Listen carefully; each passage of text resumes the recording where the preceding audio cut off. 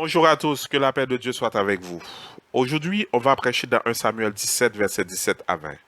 Je lis pour vous dans la version Parole de vie. Un jour, Jessé dit à David, prends ce sac de grains grillés et ces 10 pains.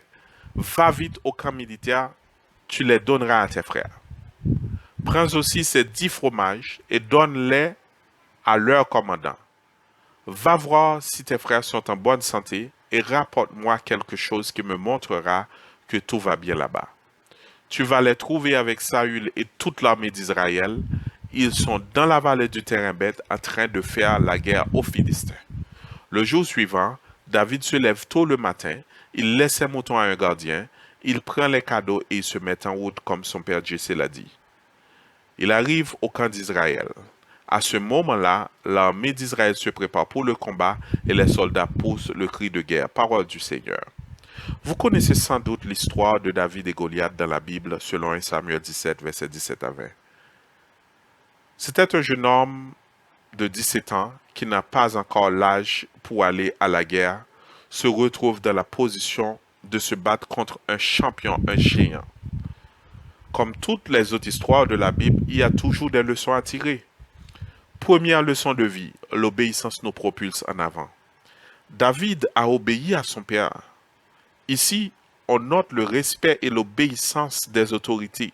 Lorsque nous obéissons, cela nous permet de vivre des moments surnaturels et divins, et même expérimenter la gloire de Dieu. On s'y met dans une position de vainqueur. L'obéissance de David allait lui propulser en avant vers sa destinée, mais il ne savait pas qu'il arrivait là. En un mot, l'obéissance nous propulse en avant et la désobéissance nous fait reculer. Deuxième leçon de vie, la peur nous paralyse et nous fait reculer. Personne n'a voulu combattre Goliath, mais David, au lieu de le laisser semer sa terreur, il a décidé de se porter volontaire. Au verset 32, David disait au roi, personne ne doit perdre courage à cause de ce Philistin. J'irai, moi, me battre contre lui. Au verset 37, il continue pour dire, le Seigneur qui m'a porté des griffes du lion et de l'ours saura aussi me protéger des attaques de ce Philistin. Troisième leçon de vie, quand ta foi est plus grande que ta peur, tu gagnes. Frères et sœurs, je répète, quand ta foi est plus grande que ta peur, tu gagnes. David avait toute sa foi et sa confiance en Dieu. Sinon, comment un petit garçon peut arriver à tuer un lion s'il n'a pas Dieu avec lui? Puisqu'il avait goûté à la grandeur de Dieu, il savait qu'il allait gagner. Sa foi en Dieu dépassait le gabarit imposé de Goliath. David ne se laissait pas intimider. Il avait premièrement son bâton, qui symbolise l'autorité, le soutien, la défense et le rappel à l'ordre. Deuxièmement, 5 pierres lisses dans ses poches. 5 est le chiffre de la grâce. La grâce, c'est une faveur non méritée de Dieu. Troisièmement, son sac de berger, qui a la pierre. Et la pierre est lisse, comme le torrent. La rivière a fait son œuvre sur elle. Cela nous parle de l'œuvre que fait le Saint-Esprit en nous façonnant, nous rendant lisses, dépouillés de notre nature charnelle.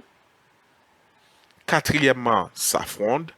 La parole de Dieu est notre nourriture chaque jour. Nous devons l'avoir chaque jour à nous. Et cette parole deviendra une arme prête à tuer notre ennemi. Autre leçon de vie, combat le défi ou l'obstacle devant toi. Combat le défi ou l'obstacle devant toi. Par exemple, la paresse spirituelle, c'est un géant qui peut affecter notre relation avec le Seigneur en nous éloignant de ses bienfaits. Le compromis spirituel, c'est un géant qui nous entraîne à penser et agir comme le monde. Rappelle-toi que la Bible nous met en garde dans Romains 12, verset 2, de se démarquer du système du monde. Se transformer par le renouvellement de l'intelligence est nécessaire pour discerner quelle est la volonté de Dieu, ce qui est bon, agréable et parfait. Le royaume de Dieu est différent du monde, frères et sœurs. Il y a l'égoïsme, évitons-le. Moi, moi-même et je. Ce géant nous empêche d'observer le commandement de Jésus qui est d'aimer les autres. La maladie, c'est un géant qui peut ébranler notre foi.